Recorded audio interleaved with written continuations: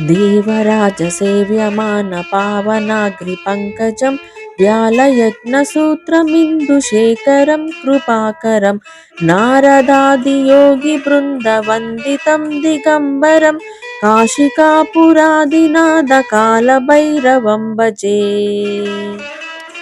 भानुकोटिभास्वरं भवाब्धितारकं परं नीलकण्ठमीप्सितार्धदायकं त्रिलोचनं कालकालमम्बुजाक्षमक्षशूलमक्षरं काशिकापुरादिनाथकालभैरवं भजे।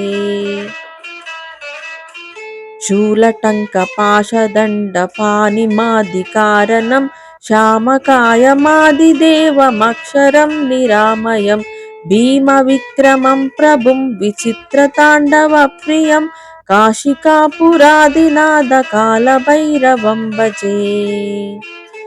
भुक्तिमुक्तिदायकं प्रशस्तचारुविग्रहं भक्तवत्सलं स्थिरं समस्तलोकविग्रहं निक्वनन्मनोज्ञहेमकिङ्किणिलसत्कटिं काशिकापुरादिनाथकालभैरवं भजे।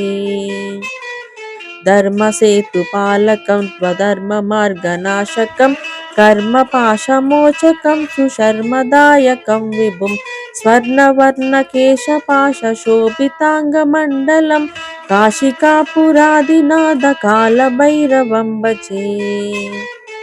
रत्नपादुकाप्रभाभिरामपादयुग्मकं नित्यमद्वितीयमिष्टदैवतं निरञ्जनं मृत्युदर्पनाशनं करालदंष्ट्रमोक्षणं काशिकापुरादिनाथकालभैरवं भजे।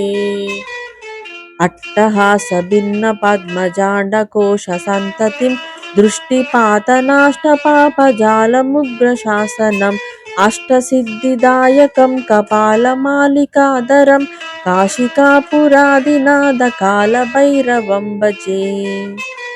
भूतसङ्गनायकं विशालकीर्तिदायकं काशीवासिलोकपुण्यपापशोधकं विभुं नीतिमार्गकोविदं पुरातनं जगत्पितं नीतिमार्गकोविदं पुरातनं जगत्पितं काशिकापुरादिनाथकालभैरवं भजे।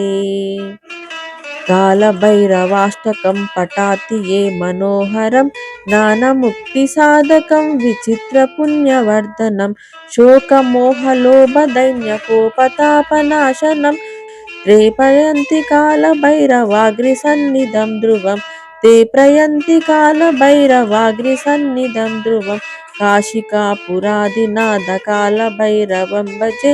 काशिकापुरादिनाथकालभैरवं भजे। काशिकापुरादिनाथकालभैरवं भजे। काशिकापुरादिनाथकालभैरवं भजे।